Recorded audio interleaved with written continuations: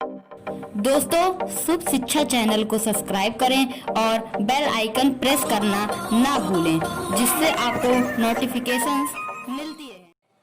Hello दोस्तों, मैं शुभम मिश्र आप सभी का स्वागत करता हूं आपके अपने YouTube चैनल शुभ शिक्षा पे। तो दोस्तों, आज हम लोग पढ़ने वाले हैं क्लास 10 की मैथ और आज का टॉपिक है हाइट एंड डिस्टेंस। तो दोस्तों, आज हम लोग हाइट एंड डिस्टेंस के बारे में बेसिक से सब कुछ जानने वाले हैं। तो क्योंकि बोर्ड एग्जाम में काफी इंपॉर्टेंट चैप्टर होता है, तो ट्रिग्नोमेट्री और हाइट एंड डिस्टेंस ये दो चैप्टर काफी इंपॉर्टेंट चैप्टर होते हैं दोस्तों। तो मैंने हाइट एंड डिस्टेंस आज मैं आपको पढ़ाने वाला हूँ। सारी चीजें हम लोग इसके बारे में जानने वाले हैं। और जो ट्रिग्नोमेट्री का दोस्तों वीडियो है वो आपको प्लेलिस्ट में मिल जाएगा या इस वीडियो के नीचे डिस्क्रिप्शन बॉक्स में वो आपको मिल जाएगा। तो आप उसको जाकर के जरूर देखिएगा और अपने दोस्तों में जरूर शेयर कीजिएगा। तो चलिए दोस्तों, स्टार्ट करते हैं हाइट एंड डिस्टेंस। तो दोस्तों, हाइट एंड डिस्टेंस के बारे में सबसे पहले कुछ 2-3 इंपॉर्टेंट चीजें उसको जान लेते हैं। उसके बाद हम लोग फिर क्वेश्चन को सॉल्व करेंगे। तो चलिए दोस्तों, इसमें क्या होता है, इसमें दो एंगल बनते हैं, दो इंपॉर्टेंट एंगल होते हैं। एक तो होता है एंगल ऑफ एलिवेशन और दूसरा होता है एंगल ऑफ डिप्रेशन। इसको बोलते हैं उन्नयन कोण और अवनमन कोण। तो दोस्तों, उन्नयन कोण और अवनमन कोण बनता कैसे, इसके बारे में हम लोग जान लेते हैं।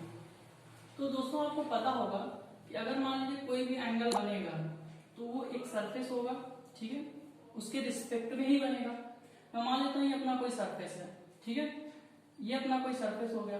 मैं मान लेता हूँ ये कोई अपना टावर है या कोई बिल्डिंग है, कोई टावर है, कुछ भी मान लेते हैं, ठीक है।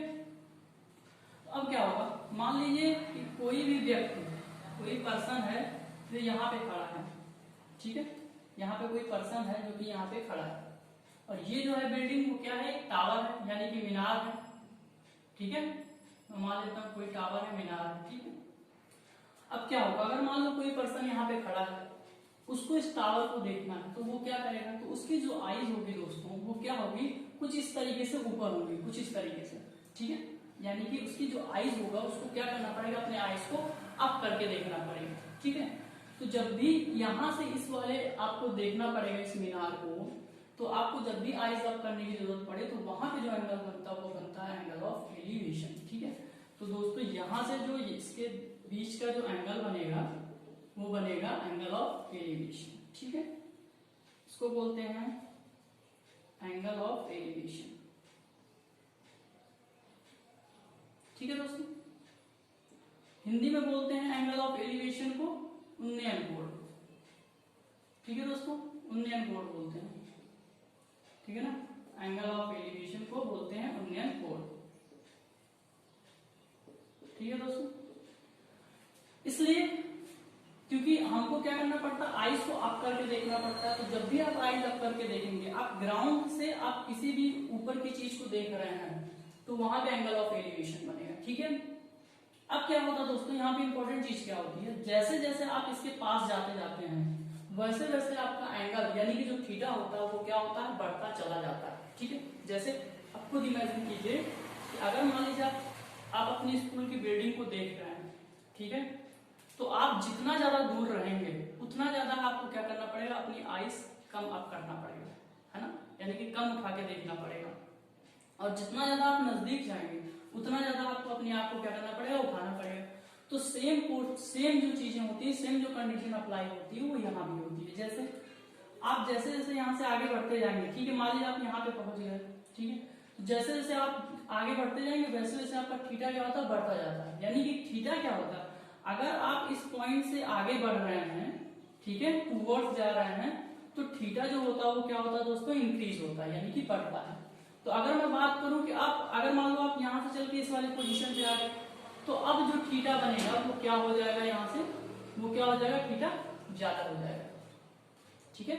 यानी कि अगर ये वाला थीटा था तो ये वाला 90 माइनस थीटा होगा, यानी कि यहाँ पे ज्यादा बनेगा और यहाँ पे क्या होगा, कम बनेगा। अगर मान लीजिए यहाँ पे 30 डिग्री था तो यहाँ पे 30 में से क्या हो जाएगा, अब यहाँ पे अगर मान लीजिए 30 बन रहा था तो यहाँ पे कितना बनेगा, 60 बनेगा, ठीक है। अगर मान लीजिए इसको मैं 60 डिग्री मानता हूँ तो यहाँ क्या बनेगा, 30 डिग्री का एंगल बनेगा, ठीक है।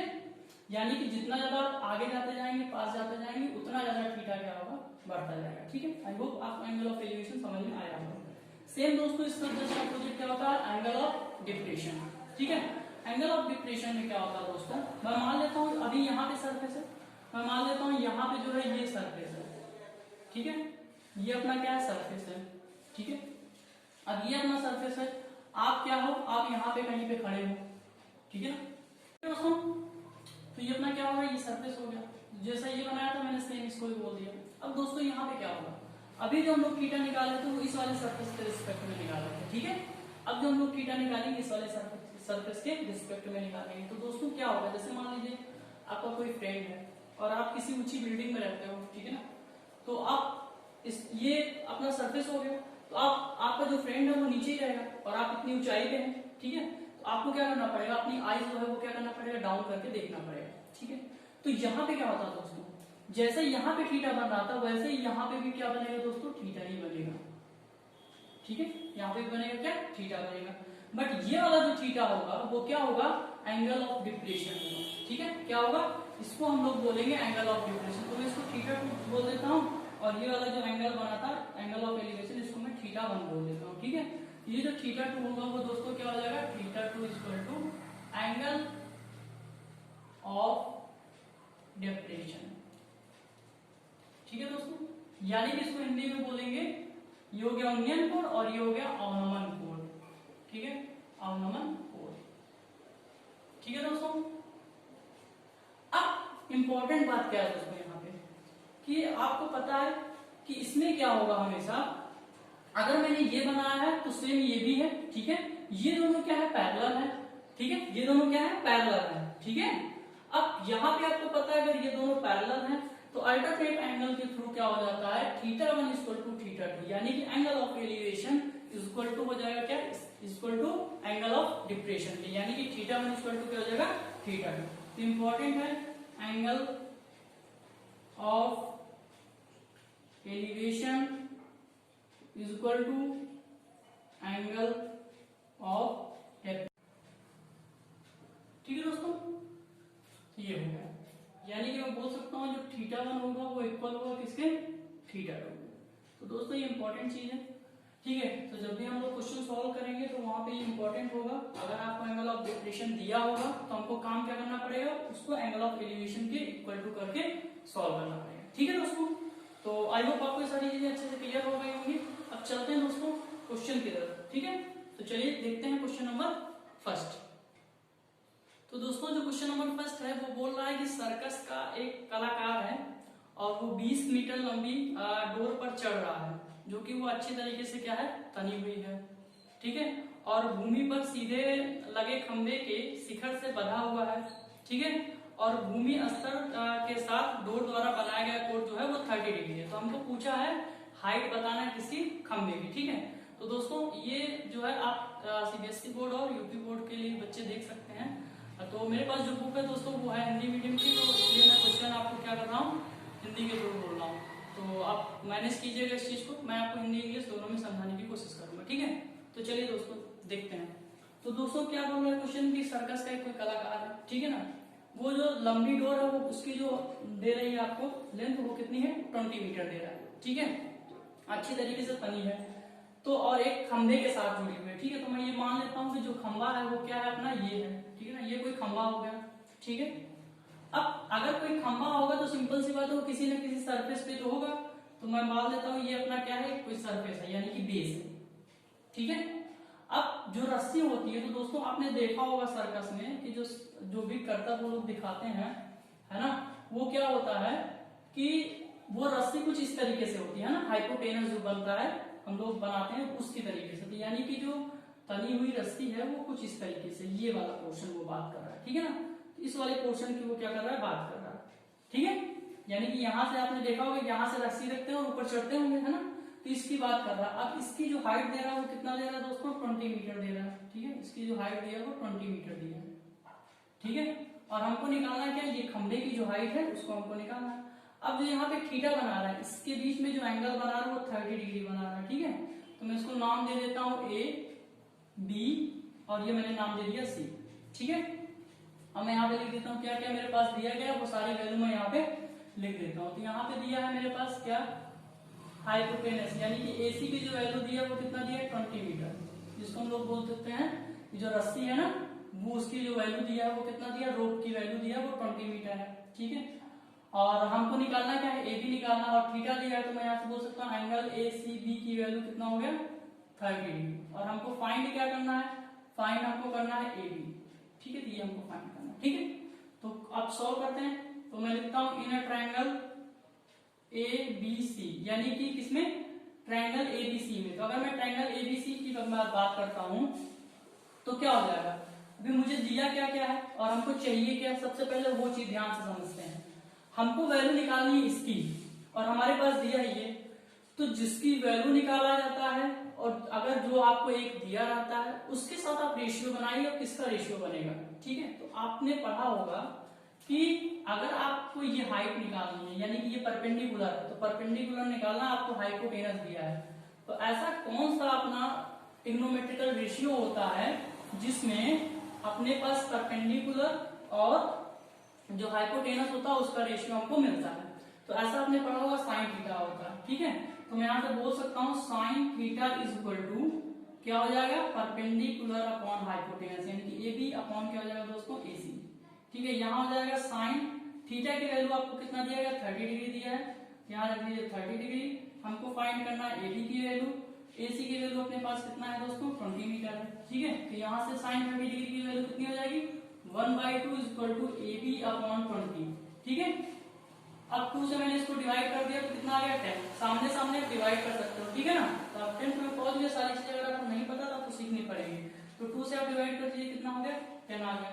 आप क्रॉस मल्टीप्लाई कीजिए तो ए बी की जो वैल्यू आ जाएगी वो कितनी आ जाएगी, 10 मीटर, ठीक है। ये हो गया दोस्तों आपका राइट आंसर, ठीक है। ए बी की जो वैल्यू आ गई वो 10 मीटर है, ठीक है दोस्तों। तो चलिए दोस्तों चलते हैं क्वेश्चन नंबर 2 की तरफ। तो दोस्तों क्वेश्चन नंबर 2 है कि आंधी आने से क्या है, पेड़ टूट जाता है और पेड़ का जो टूटा हुआ भाग है वो इस तरीके से मुड़ता है कि पेड़ का जो शिखर है वो जमीन को छूने लगता है, और इसके साथ जो वो थीटा बनाता है, जो एंगल बनाता है वो 30 डिग्री का बनाता है, ठीक है। अब कह रहा है पेड़ के जो पाद बिंदु है उसकी दूरी जहां पेड़ का शिखर जमीन को छूता है 8 मीटर है, ठीक है। तो हमको बताना है कि पेड़ की ऊंचाई, यानी कि हाइट ऑफ ट्री हमको बताना है कि उसकी कितनी ऊंचाई रही होगी, ठीक है। तो देखिए सबसे पहले मैं मान लेता हूँ कि ये कोई अपने पास पेड़ है, कोई ट्री रहा होगा, ठीक है, कोई पेड़ हो गया। अब वो क्या होगा, किसी ना किसी सरफेस से लगा होगा, तो मैं मान लेता हूँ ये कोई सरफेस हो गया, ठीक है ना, यहाँ से लगा है। अब क्या बोल रहा है कि आधी आती है, आधी आती है तो क्या हो जाता है, पेड़ आधे भाग से टूट जाता है, तो मैं मान लेता हूँ यहाँ से वो टूट जाता है इस जगह से। अभी टूटा होगा तो वो बोल रहा है कि झुक जाता है कहाँ पे, जिसका सरफेस है ना इस पे, यहाँ पे झुक जाता है, ठीक है। तो ये पेड़ टूटा और यहाँ पे आ गया, ठीक है ना। पहले जो वैल्यू रही होगी उसकी मैं मान लेता हूँ ए रहा होगा, ठीक है। अब जब ये टूटा यहाँ से बीच से, तो ये मैं मान लेता हूँ ये ए डैश हो गया, ठीक है ना, और ये वैल्यू बी हो गई और इसको मैं मान लेता हूँ सी, ठीक है दोस्तों। अब जो वैल्यू दी गई है किसकी दी गई है यहाँ से, तो क्वेश्चन में बोल रहा है कि पेड़ टूटता है और थीटा डिग्री, तो जो एंगल दिया दोस्तों वो 30 डिग्री दिया है, ठीक है, और जमीन से छूता है, ठीक है ना, और जो आपको डिस्टेंस दिया गया वो 8 मीटर दिया है, यानी कि जो वैल्यू दी गई है एसी की, ए डैश सी की, वो दिया है कितना दोस्तों आपको 8 मीटर, ठीक है। ये जो वैल्यू होगी वो 8 मीटर होगी, और जो थीटा बना रहा है वो कितना बना रहा है, 30 डिग्री बना रहा है, ठीक है। ये आपका फिगर कंप्लीट हो गया। अब जो जो वैल्यू दी गई उसको मैं रख देता हूँ, ठीक है। तो यहाँ से ए डैश सी की जो वैल्यू दी गई वो कितनी है दोस्तों, 8 मीटर है, ठीक है। और हमको निकालनी क्या है, हमको निकालनी हाइट, तो हाइट हमको निकालनी है यानी कि एसी, ठीक है। और थीटा लिख लेते हैं सबसे पहले, तो थीटा हो गया बी एंगल बी ए डैश सी की जो वैल्यू होगी वो 30 डिग्री होगी, ठीक है। हमको निकालना हाइट एसी, तो एसी की वैल्यू हमको क्या करना है दोस्तों, फाइंड करना है। एसी की वैल्यू किस तरीके से फाइंड करेंगे, सबसे पहले यहां से देखना ए डैश बी की जो वैल्यू होगी वो किसके बराबर होगी, इसके बराबर होगी, और बीसी की वैल्यू दी है तो a dash b is equal to A b, ठीक है। यहां से मैं बोल सकता हूं कि ए डैश बी यही तो टूट के गया होगा, ये वाला जो पार्ट है दोस्तों यही टूट करके नीचे आया, क्योंकि हम लोग फिगर बनाते हैं इसलिए हम लोग इस तरह से करते हैं। तो इसको इस तरह कर लो आप, ठीक है ना, आप इसको इस तरीके से कुछ बना सकते हैं, ठीक है ना, ताकि आपको पता चले। तो ये जो वैल्यू है ये जो पेड़ था तो यही से टूट करके यहाँ पे आया था, ठीक। अब क्या हो जाएगा, ए डैश बी की जो वैल्यू है वो किसके बराबर हो जाएगी दोस्तों, ए बी के बराबर, ठीक है। और हमको निकालना क्या है, ए सी, तो A B plus A B plus B C is equal to क्या हो जाएगा, ए सी हो जाएगा, ठीक। चलिए तो बात करते हैं इसमें इनर ट्रायंगल, ठीक है ना। सबसे पहले किसमें ले लेते हैं, बी ए डैश सी में, ठीक है ना, बी ए डैश सी, तो बी ए डैश सी में लेते हैं। तो यहाँ पे हमको देखो 8 मीटर दिया है ए डैश सी की वैल्यू, यानी कि जो बेस है वो अपना ए डैश सी दिया है। हमको निकालना क्या है, बीसी निकाल लेते हैं सबसे पहले। जब बीसी निकल जाएगा तो हम इससे निकालेंगे। तो अब दो काम कर सकते हैं, या तो पहले इसको निकाल लो या फिर पहले इसको निकाल लो। तो मैं एक काम करता हूँ, मैं पहले अपना बीसी निकाल लेता हूँ, ठीक है। आप कोई भी निकाल सकते हैं, कोई दिक्कत नहीं। चलिए तो यहाँ समझ आएगा क्या, अब देखिए ये बेस हो गया और ये परपेंडिकुलर हो गया। ऐसा ट्रिग्नोमेट्रिकल रेशियो जिसमें बेस भी आता हो और परपेंडिकुलर भी आता हो, ऐसा क्या होता है, tan और cot होता है। तो मैं tan ले लेता हूँ, ठीक है। तो अगर मैं tan लेता हूँ तो tan थीटा इक्वल टू कितना हो जाएगा, BC upon A dash C, ठीक है। अब BC की जो वैल्यू हो गई, पहले तो मैं यहाँ थीटा की वैल्यू लगा देता हूँ, कितना हो गया 30 डिग्री। BC की जो वैल्यू है वो हमको फाइंड करना है। A डैश C की जो वैल्यू दी है वो 8 मीटर दिया है, ठीक है। tan 30 की जो वैल्यू होती है दोस्तों होती है 1/√3 is equal to BC upon 8, cross multiply कर दीजिए, ये हो जाएगा 8 इज इक्वल टू BC√3, ठीक है। और BC की जो वैल्यू आ जाएगी वो क्या जाएगी, मल्टीप्लाई नहीं रह जाएगा तो डिवाइड में होगा, 8/√3 क्या हो जाएगा दोस्तों, मीटर। ये किसकी दोस्तों वैल्यू आ गई, BC की आ गई। अब हमको किसका निकालना है, A डैश B का, क्योंकि जब मैं A डैश B निकालूंगा तभी तो वो किसके बराबर होगा, AB के बराबर होगा, ठीक है। तो यहाँ पे निकालते हैं। अब फिर से बात करते हैं, ठीक है ना। अगेन ट्रायंगल A, ठीक है ना, ट्रायंगल बी ए डैश सी, ठीक है ना। तो फिर से बी ए डैश सी को सॉल्व करते हैं। तो फिर से मैं सॉल्व करूंगा तो क्या हो जाएगा दोस्तों, यहाँ पे tan theta is equal to, ठीक है ना, tan थीटा नहीं लगेगा दोस्तों। देखिए मेरे पास ये मिल गई, BC मिल गया है, ठीक है ना। या फिर आप ए डैश सी ले लो, ये वाला और ये वाला। तो ऐसा कुछ आप बताइए जिसमें आपको क्या मिल जाए, बेस भी रहे और हाइपोटेनस भी रहे, ठीक है। तो बेस और हाइपोटेनस दोनों रहना चाहिए। ये बेस हो गया, ये हाइपोटेनस हो गया। तो आपको पता है cos थीटा होता है, तो cos थीटा यहाँ पे लगा दो, ठीक है ना। क्या लगा दो, cos थीटा। तो cos थीटा इक्वल टू क्या हो जाएगा, बेस अपॉन हाइपोटेनस, यानी कि A dash C upon BC, sorry B A dash, ठीक है ना, B A डैश, ठीक। आगे बात करते हैं। ये हो जाएगा थीटा की वैल्यू 30 डिग्री, 30 डिग्री। अब A डैश C की वैल्यू आपको दिया है 8 और B A डैश की वैल्यू हमको फाइंड करना है, ठीक है। अब देखते हैं cos 30 डिग्री की जो वैल्यू हो जाएगी दोस्तों वो क्या हो जाएगी, इसकी जो वैल्यू होती है वो sin 60 के बराबर होती है। आपको पता होगा कि यहाँ जाएगा √3/2 is equal to 8 upon BA dash, ठीक है। क्रॉस मल्टीप्लाई कर दीजिए तो ये हो जाएगा BA डैश में आपका √3 का multiply is equal to 8 two कितना हो जाएगा दोस्तों, 16। अब यहाँ से जब मैं BA डैश की वैल्यू निकालूंगा तो कितना हो जाएगा, 16/√3, ठीक है। मुझे BC की वैल्यू मिल गई और A डैश B दोनों इसकी वैल्यू मिल गई। तो अब हमको पता है कि B A डैश जो वैल्यू है वो किसके बराबर, AB के बराबर। तो मैं यहाँ से बोल सकता हूँ ना कि AB की वैल्यू कितनी हो जाएगी, यही हो जाएगी, ठीक है ना। तो AB की वैल्यू भी क्या हो जाएगी, यही हो जाएगी, यानी कि 16/√3 हो जाएगी। क्योंकि मैंने आपको पहले बताया कि P A डैश या A डैश B की जो वैल्यू होगी वो AB के बराबर होगी। तो इसकी जो मैंने वैल्यू निकाला तो AB के बराबर हो गई, ठीक है। अब हम लोग निकालते हैं किसका, हाइट निकालते हैं, हाइट ऑफ ट्री, ठीक है। तो जब मैं हाइट ऑफ ट्री निकालूंगा तो दोस्तों क्या हो जाएगा, AC, और AC की जो वैल्यू है वो क्या हो जाएगा दोस्तों, AB प्लस BC से मिलकर के बना, ठीक है। AB प्लस BC से मिलकर के बना है। AB की जो वैल्यू है दोस्तों वो हमने कितना निकाला था यहाँ पे, AB की वैल्यू 16/√3 था, ठीक है। प्लस BC की जो वैल्यू था दोस्तों वो कितना हमने निकाला था, 8/√3 था, ठीक है। अब आप इन दोनों को ऐड कर लीजिए, ऐड करेंगे कितना आ जाएगा, आप डिनोमिनेटर सेम है तो बस आप मल्टीप्लाई कर दिया जाएगा 24/√3, ठीक है। अब आपको काम क्या करना है, ये √3 है तो कभी भी याद रखिएगा जब भी डिनोमिनेटर में रूट आ जाता है हमेशा उसका रेशनलाइज करके उसको हटाएंगे। और रेशनलाइज किस तरीके से करेंगे, जो भी आपको रूट में दिया है सेम उसी से मल्टीप्लाई और उसी से आप क्या कर दीजिए, डिवाइड कर दीजिए, ठीक है। तो मैं यहाँ पे कर दे रहा हूँ, यहाँ हो जाएगा AC इज इक्वल टू 24/√3 आया है तो √3 का आप मल्टीप्लाई कर लीजिए और √3 का डिवाइड। तो जब भी आप √3 का मल्टीप्लाई करेंगे तो ये जाएगा 24√3 और किसी भी सेम नंबर में अगर रूट में है उसी में मल्टीप्लाई करेंगे तो वो सेम नंबर मिलता है। यहाँ 3 हो जाएगा, 3 से आप इसको कैंसिल कर दीजिए, 8 टाइम्स AC की जो वैल्यू हो जाएगी दोस्तों हो जाएगा 8√3 मीटर आंसर। ठीक है दोस्तों, तो आई होप दोस्तों आपको ये क्वेश्चन अच्छे से क्लियर हुआ होगा, सब कुछ समझ में आया होगा। तो चलिए दोस्तों चलते हैं क्वेश्चन नंबर नेक्स्ट की तरफ। तो दोस्तों जो क्वेश्चन नंबर 4 है वो क्या बोल रहा है, सॉरी क्वेश्चन नंबर जो 3 है वो क्या बोल रहा है कि एक ठेकेदार बच्चों को खेलने के लिए एक पार्क में 2 फिसलनदार पट्टी लगाना चाहता है। ठीक है, अब 5 वर्ष से कम उम्र के लिए एक ऐसी फिसलनदार पट्टी लगाना चाहता है जिसका जो शिखर है यानी कि जो हाइट है वो कितनी होनी चाहिए, 1.5 मीटर होनी चाहिए, ऊंचाई पर हो, इतनी ऊंचाई पर हो, और भूमि के साथ क्या करे वो 30 डिग्री का एंगल बनाता हो, जबकि इससे अधिक उम्र के यानी कि 5 साल से अधिक उम्र के बच्चों को 3 मीटर हाइट की एक जो है अधिक ढलान वाली फिसलन पट्टी लगाना चाहता है जो भूमि के साथ कितने डिग्री का एंगल बनाता हो, 60 डिग्री का एंगल बनाता हो।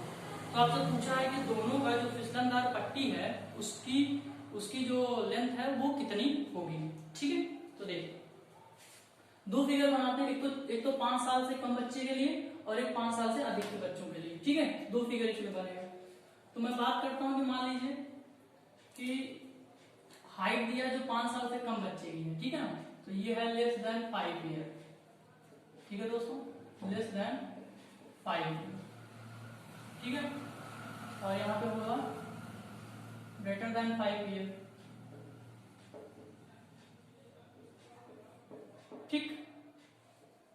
ठीक है, अब ये सरफेस हो गया दोस्तों। ठीक है, तो ये जो हाइट दे रहा है वो दे रहा है 1.5 मीटर। ठीक है, 1.5 मीटर दे रहा है।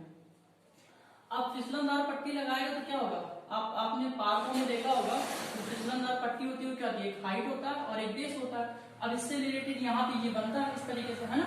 तो ये है फिसलनदार पट्टी जिसको हम लोग बोलते हैं हाइपोटेनस बोलेंगे। ठीक है, इसकी हाइट हमको निकालना है और जो थीटा दिया है वो क्या दिया है पहले, यानी कि 5 साल से कम बच्चों के लिए 30 डिग्री और 5 साल से अधिक बच्चों के लिए क्या है 60 डिग्री। ठीक है, तो ये हो गया अपना क्या, ये बेस। ठीक है, इसकी जो हाइट दिया दोस्तों वो कितना दिया, 3 मीटर दिया है। ठीक है, पूरी की पूरी हाइट 3 मीटर है और हमको यहां से निकालना है। ठीक है, और इसका जो थीटा दिया है दोस्तों वो कितना दिया, 60 डिग्री दिया। ठीक है, तो मैं इसको मान लेता हूं ABC और इसको मैंने मान लिया PQR। ठीक है, ठीक है, समझ में। अब चलिए, तो ये फिगर फर्स्ट हो गया दोस्तों और ये फिगर सेकंड हो गया। अगर मैं फिगर फर्स्ट की बात करता हूं, इसको सॉल्व करता हूं तो इसमें क्या हो जाएगा, आप देखिए यहां पे लिख देते हैं इनर ट्रायंगल ABC। ठीक है, तो ट्रायंगल ABC। ठीक है, अब लिख लीजिएगा इसको कि AB की जो वैल्यू दी है यानी हाइट जो दे रहा है पोल की एक तरीके से वो है 1.5 मीटर और जो थीटा बना रहा है एंगल ACB वो कितना दे रहा है दोस्तों, 30 मीटर। और हमको निकालना क्या है दोस्तों, यहाँ से AC, ये हमको फाइंड करना है। ठीक है, वैसे यहाँ पे लिख लीजिए PQ की जो वैल्यू दे रहा है वो कितना दे रहा है, 3m यानी कि हाइट है। ठीक है, और जो एंगल बन रहा है वो क्या बन रहा है, PRQ की जो वैल्यू है वो 60 डिग्री है और हमको यहाँ से क्या निकालना है, यहाँ से हमको निकालना है PR की वैल्यू। ठीक है, तो इनर ट्रायंगल ABC को जब हम लोग सॉल्व करते हैं तो क्या हो जाएगा, हमको निकालना ये और हमको ये दिया है, मैंने आपसे पहले बताया था कि जो आपको निकालना है और जो दिया है ऐसा कुछ आप देखिए कि वो ट्रिग्नोमेट्रिकल रेशियो में फिट हो जाए। तो ये हो गया अपने पास परपेंडिकुलर यानी कि लंब और ये हो गया कार्ड यानी कि हाइपोटेनस। तो ऐसा एक ही फार्मूला बनता है, इसको हम लोग बोलते हैं साइन थीटा। ऐसा एक ही जो अपना ट्रिग्नोमेट्रिकल रेशियो बनेगा, तो यहाँ आ जाएगा sine theta is equal to AB upon AC। यहाँ हो जाएगा साइन 30 डिग्री थीटा की वैल्यू। ठीक है, और AB की वैल्यू दिया 1.5 और डिवाइडेड बाई AC हो जाएगा। इसकी जो वैल्यू हो जाएगा दोस्तों कितना हो जाएगा, 1/2। ये हो जाएगा 1.5 बाई AC। तो क्रॉस मल्टीप्लाई कर दीजिए, AC का 1 में और 2 का 1.5 में। तो आप 1.5 में 2 का मल्टीप्लाई करेंगे कितना हो जाएगा दोस्तों, 3 मीटर हो जाएगा। तो ये हो जाएगा इसका आंसर 3 मीटर 5 साल से कम बच्चे के लिए। ठीक है ना, अब इसमें चलते हैं, इसमें करते हैं तो इनर ट्रायंगल PRQ। ठीक है, तो PRQ में चलते हैं। अगर मैं PRQ की बात करता हूं तो क्या हो जाएगा, या PQR बोल दीजिए इसको। ठीक है ना, PQR बोलिए यहाँ पे। ठीक है ना, क्योंकि थीटा की वैल्यू यहाँ पे मैंने लिखी। ठीक है, तो अगर मैं PQR की बात करता हूं तो क्या हो जाएगा, यहाँ हो जाएगा अपने पास हमको ये है और ये है, यानी कि ये परपेंडिकुलर और ये हाइपोटेनस, यानी ये क्या है लंब हो गया और ये क्या हो गया कर्व हो गया। तो कौन सा लगाएंगे फार्मूला साइन थीटा ही, यहाँ आ जाएगा sine theta is equal to P Q upon P R, यानी क्या हो जाएगा sine 30 degree is equal to क्या हो जाएगा दोस्तों 3/PR। ठीक, अब जो साइन 30 डिग्री की वैल्यू कितना हो जाएगा 1/2, और यहाँ पे जो सॉरी साइन 60 डिग्री है, सो सॉरी साइन 60 डिग्री है, यहाँ पे जो हो जाएगा ये जाएगा √3/2, ठीक है ना, 60 डिग्री दिया तो ये जाएगा √3/2 इज इक्वल टू यहाँ पे जो हाइट है वो 3 है तो 3/PR हो जाएगा। ठीक है, क्रॉस मल्टीप्लाई कर दीजिए दोस्तों, क्रॉस मल्टीप्लाई करिए तो क्या जाएगा √3PR इज इक्वल टू 6, यहाँ से जो PR की वैल्यू आएगी वो क्या आएगी दोस्तों 6/√3। ठीक है, अब मैंने आपसे बताया था कभी भी अगर डिनोमिनेटर में रूट में आती है वैल्यू तो उसको हम रेशनलाइज करके उसको रूट रिमूव कर देते हैं, हटा देते हैं। ठीक है, तो यहाँ पे आप √3 का मल्टीप्लाई √3 का डिवाइड कर दीजिए। तो सिंपल सा एक ही तरीका है कि जो भी वैल्यू आपको दे रहा है डिनोमिनेटर में हर में, ठीक है, उसको आप सेम से मल्टीप्लाई कर दीजिए, और जब आप मल्टीप्लाई करेंगे तो डिवाइड भी करना पड़ेगा। तो इससे मैंने कर दिया, तो इसकी जो वैल्यू आ गई 6√3/3, आप इसको 3 से डिवाइड करेंगे तो इसका आ जाएगा 2, यानी कि 3 2 जा 6, तो यहाँ से जो PR की वैल्यू आएगी दोस्तों वो क्या आ जाएगी 2√3 मीटर आंसर। ठीक है, तो जो छोटे बच्चे हैं उनके लिए जो फिसलनदार पट्टी की लंबाई होगी वो होगी 3 मीटर, और जो बड़े बच्चे हैं उनके लिए होगी 2√3 मीटर। ठीक है दोस्तों, तो आई होप आपको ये क्वेश्चन अच्छे से क्लियर हुआ होगा। चलिए दोस्तों चलते हैं नेक्स्ट क्वेश्चन पे। तो दोस्तों जो क्वेश्चन नंबर 4 है वो जो है वो क्वेश्चन नंबर फर्स्ट की तरीके से है, तो उम्मीद करता हूँ आप लोग अच्छे से कर लेंगे उसको। तो मैं आपको बताने वाला हूँ क्वेश्चन नंबर 5। तो देखिए क्वेश्चन नंबर 5 दोस्तों, तो दोस्तों क्वेश्चन नंबर 5 में क्या बोलता है कि भूमि से 60 मीटर की ऊंचाई पर एक पतंग उड़ रही है। ठीक है, और पतंग में लगी डोर का को जो है अस्थायी रूप से भूमि के एक बिंदु से बांध दिया गया है। भूमि के साथ डोरी का जो झुकाव है वो 60 डिग्री, यानी कि जो थीटा दे रहा है वो कितना दे रहा है 60 डिग्री दे रहा है। यह मानकर कि डोरी में कोई भी ढील नहीं है, डोरी की लंबाई हमको बताना है। ठीक है, तो क्या बोल रहा है कि अगर मान लीजिए आपके पास इस वाली इस हाइट पे है, तो आप ये बेस मान लीजिए, इसको इस हाइट पे मान लीजिए कोई पतंग उड़ रही है। ठीक है, तो सिंपल सी बात है, आप पतंग तो यहाँ से उड़ाओगे नहीं, ऐसा थोड़ी ना पतंग ऐसे उड़ाते हैं। पतंग तो भाई हम लोग क्या होता है यहाँ पे खड़े होते हैं, और पतंग क्या होता है इस तरीके से उड़ता है, जो अपना जो है वो वर्टिकल डायरेक्शन में। ठीक है, तो यहाँ पे आप खड़े हो गए और यहाँ से आप यहाँ से पतंग उड़ा रहे हो, तो जो डोर होगी वो क्या होगी यहाँ से यहाँ तक की लेंथ होगी। ठीक है, ये हो गया, ये अपनी डोर हो गई। ठीक है दोस्तों, अब इसको मैं A मान लेता हूँ, ये B हो गया और ये C हो गया। अब जो थीटा दे रहा है दोस्तों वो बोल रहा है कि थीटा जो है वो 60 डिग्री है। ठीक है, ठीक, और अब जहां से आप जो सरफेस है उससे जो वो हाइट दे रहा है वो बोल रहा है 30 मीटर की, सॉरी जो हाइट दे रहा है वो दे रहा है 60 मीटर, 60 मीटर की ऊंचाई पर उड़ रहा है। मैं बोल देता हूँ ये 60 मीटर है। ठीक है दोस्तों, 60 मीटर। अब बोल रहा है कि डोर की लंबाई, तो आप यहां से पतंग उड़ा रहे हो तो डोर की लंबाई जो होगी ये हाइपोटेनस ही तो होगा। ठीक है, तो हमको निकालना है किसकी, डोर की लंबाई। ठीक है, यानी कि AC की वैल्यू हमको फाइंड करना है। ठीक, तो दोस्तों जो AB की वैल्यू है वो कितना हो जाएगा यहाँ से 60 मीटर। ठीक है, और जो एंगल बन रहा है वो ACB इक्वल टू दे रहा है 60 डिग्री। ठीक है, और हमको निकालना क्या है AC की वैल्यू। ठीक है, तो हम लोग सॉल्व कर लेते हैं। इनर ट्रायंगल ABC, ठीक है, ABC में चलते हैं। तो ABC की अगर मैं बात करता हूं तो हमको निकालना ये, यानी कि जो अपना हाइपोटेनस है वो निकालना है। ठीक है, तो हमको दिया है क्या दोस्तों, परपेंडिकुलर दिया है, हाइपोटेनस निकालना है। तो मैं क्या कर दूंगा, कौन सा फॉर्मूला लगाऊंगा, साइन थीटा। यहाँ आ जाएगा sine theta is equal to AB upon AC, यानी कि sine 60 degree is equal to 60/AC। ठीक है, और साइन 60 डिग्री की जो वैल्यू होती है दोस्तों क्या होता है √3/2 होता है, तो 60 बाई क्या हो जाएगा AC हो जाएगा। क्रॉस मल्टीप्लाई कर देंगे तो क्या हो जाएगा √3AC इज इक्वल टू 2 में 60 का मल्टीप्लाई आपने किया तो 120, AC इज इक्वल टू कितना जाएगा 120/√3। ठीक है, अब मैंने आपको बताया था कि आपको काम क्या करना है, काम ये करना है कि अगर यहाँ पे √3 दिया है तो इसको हमको क्या करना है, रूट जो है उसको हमको रिमूव करना है। तो आप क्या कर लीजिए, रेशनलाइज कर लीजिए, √3 का ऊपर मल्टीप्लाई और √3 का डिवाइड। जब मैं मल्टीप्लाई करूंगा तो यहाँ पे क्या हो जाएगा 120√3/3 हो जाएगा। 3 से इसको आप कैंसिल करेंगे तो हो जाएगा 40। तो AC की जो वैल्यू आ जाएगा दोस्तों क्या आ जाएगा 40√3 मीटर। ठीक है ना, ये अपना क्या हो गया दोस्तों, आंसर हो गया। ठीक है, तो दोस्तों आई होप आपको वीडियो पसंद आया होगा, और अगर आपको वीडियो पसंद आता है तो प्लीज लाइक कीजिए और चैनल को जरूर से जरूर सब्सक्राइब कीजिएगा और ज्यादा से ज्यादा अपने दोस्तों में शेयर कीजिए। थैंक यू दोस्तों।